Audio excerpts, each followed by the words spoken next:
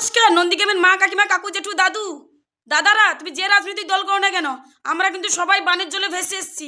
আমরা কিন্তু নন্দীগ্রামের মাটিতে কেউ জন্মায়নি, তাই আমরা নন্দীগ্রামের ভূমিপুত্র নই, অধিকারীর ফ্যামিলির ছেলে ভূমিপুত্র।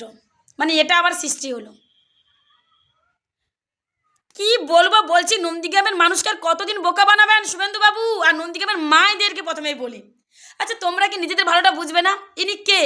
এখানে লিখে পোস্ট করেছে নন্দীগ্রামের ভূমিপুত্র, মানে শুভেন্দু অধিকারীর ভাইপো।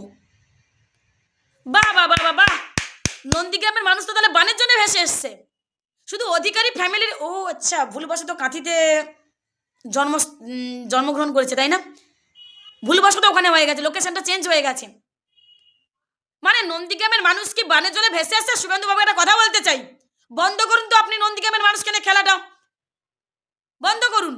আপনি যা করার করেছেন, নন্দীগ্রাম থেকে লুটে নিয়েছেন, আবার নিজের ভাইপোকে পাঠিয়ে দিয়েছেন নন্দীগ্রামে। আপনার কতদিন আমার নন্দীগ্রামের মা কাকুদেরকে ভুল বোঝাবেন? আমি সেই দাদাদেরকে চিৎকার করে বলছি, বিজেপি করো, কেউ বাধা দেয়নি, কিন্তু ভুলটা কেন বুঝতে পারছো না? ভুলটা কেন বুঝতে পারছো? তোমার কোনো অধিকার নেই নন্দীগ্রামে, অধিকারীরাই অধিকার ফলাবে নন্দীগ্রামে। সংবিধানের পাতায় কি লেখা রয়েছে যে নন্দীগ্রামের অধিকার শুধুমাত্র অধিকারীদের? আবার একজন চলে এসছে কি নন্দীগ্রামের ভূমিপুত্র। আমরা কি বানের জলে ভেসে এসেছি? আমরা নন্দীগ্রামের মানুষ, যে যে রাজনৈতিক দল করুক না কেন, আমরা সবাই বানের জলে ভেসে এসেছি। আমরা কেউ নন্দীগ্রামের ভূমির মানুষ নয়, সব কাঁথির ছেলেরাই হচ্ছে নন্দীগ্রামের ভূমির মানুষ।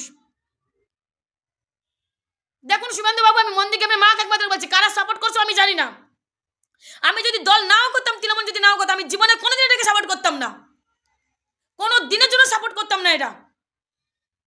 আমি আমি আমি না অনুরোধ করছি তোমাদেরকে, তোমরা দল করো, রাজনৈতিক যে গণতান্ত্রিক অধিকার সেটা করো, কিন্তু এই অন্যায়গুলোকে প্রশ্রয় দিও না, এগুলোকে সাপোর্ট করো না। কেন, কবে বুঝবে তোমরা?